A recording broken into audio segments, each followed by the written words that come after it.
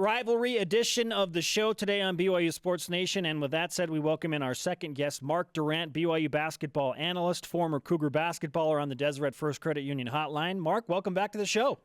Gentlemen, it is always a great pleasure. I know that you have a profound love and intensity for this rivalry, and I'm going to reference a tweet you sent to me a few weeks back where you said, maybe your greatest of all time. You were quoting somebody. I can't remember who it was, but you said no other success can compensate for failure to beat Utah. Why do you feel that way? Well, listen, I have a long and sordid history with this rivalry. My brother played way back when.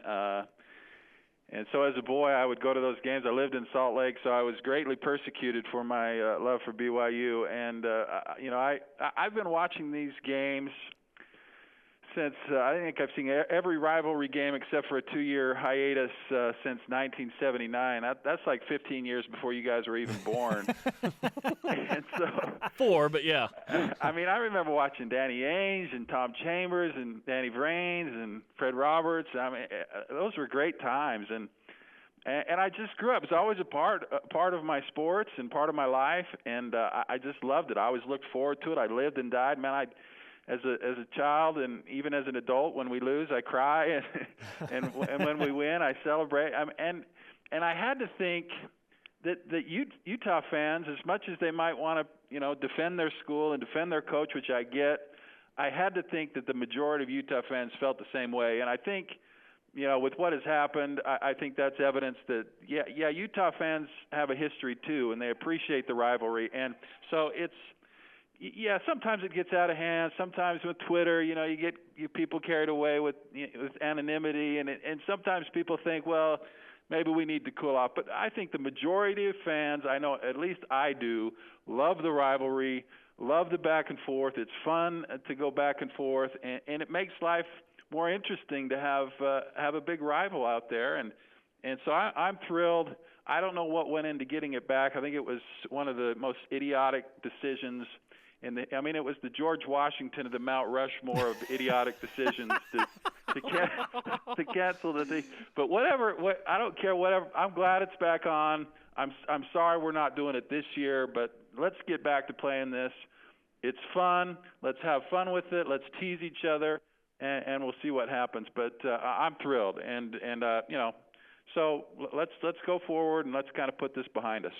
Mark, we've been talking about what makes it special to us, or the psychology behind it. You explained kind of growing up and whatnot. How is playing in it and then being an analyst for a long time on the radio for BYU Basketball, how has that affected your view of the rivalry?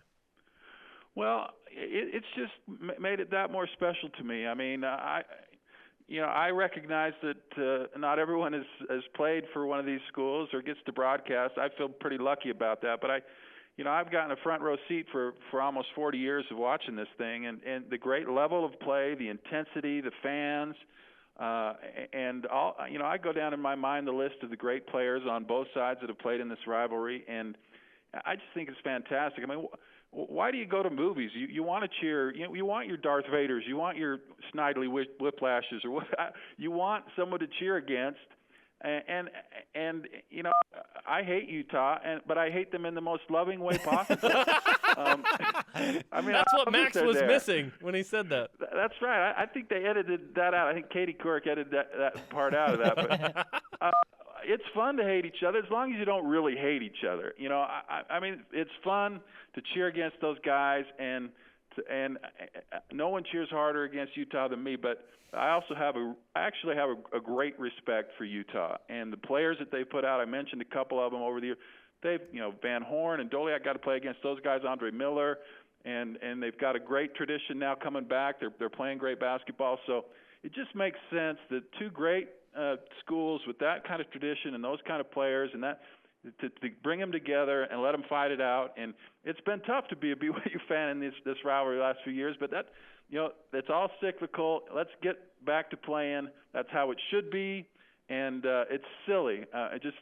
Again, I can't stress how moronic the decision was. And have I made that clear? I wish you'd be opinionated for once, Mark. But all is forgiven. Let's get back to playing this because it's too fun, and it makes sports here in Utah a lot more fun for me. Are you to the point as a BYU analyst and fan and former player where you feel like a win over Utah validates an entire season? Because we're starting to see that desperation from a good deal of BYU fans. Well, when you lose that many in a row, those kind of sentiments come out. Now, in reality, no, you don't want to do that. But it's hard for me to consider a season success. I recognize I'm on the very far end of the scale in rivalry passion, but I like Bronco. I thought he did a marvelous job here, but it was very difficult for me to get beyond the fact that he couldn't beat the Utes. And no one is more excited about me than Kalani. But if he goes 3 or 4 years without beating the Utes, we're going to have a problem. And of course, I don't want to go 1-11, but I don't want to go 10-2 and have one of those losses be to the Utes. I know I'm a freak. I'm weird. But you have to beat your rival. You just have to do it. And again, and that tweet was a complete joke, but there is a current of truth under there that, boy, you better beat your rival. And whatever else you do is going to be tarnished if you don't do that. Yeah, you can salvage some goodwill for sure if you can beat Utah along, like the 1-25 or 1-26 basketball season. BYU beat Utah State, that's always a fun little fact from that season. BYU basketball, we're still 5 or 6 months away from the start of this, but Dave Rose met with the media yesterday, talked about different news and notes and that kind of thing. But what's your way too early starting 5 for BYU next season, Mark? Well, of course, Nick Emery. I mean, you go guys that have played already. I think Nick and Eric Mika, of course, coming off the mission, but he started as a freshman. So you go with those two guys. And I think Kyle Davis, at least initially, will start at the 4. And I like Kyle a lot. And unless someone pushes him out, I think he'll be the 4 guy. And then TJ. I mean, we all know TJ, but fact is he hasn't played college basketball. He's come on off a mission, so there's question marks there. But I think I'd slot him in given that Chase and Kyle are gone. And then Elijah Bryant, I hear amazing things about him, and he's going to be able to come in and do some great things. So that would be my starting 5. Of course, that could change. I like Yoli and Peyton, and those guys will have their chance. And there's a lot of turnarounds, so there are some question marks. Not a lot of things set in stone, so guys can come in and make a case for themselves. But I guess that would be the 5 I'd go with at this too early point. Mark, we've got about 15 seconds left of this interview. True or false? BYU will win its first WCC championship sometime in the next 2 years. I'll say true. I mean, it's going to be tough this year. St. Mary's and Gonzaga, always great, but if BYU is ever going to do it, they better do it in the next couple of years with the players they have right now. Fantastic stuff, my friend. We need to do this again very, very soon. Hey, you guys are awesome. Anytime. I want to come in there in person one of these days. Let's go, let's do man. it. The seat's open for you whenever you want it. Will you take me out to lunch after? We gotta go. We can't. Don't press your luck. The producer's saying we gotta go, Mark. Thanks, guys. Thanks, Mark.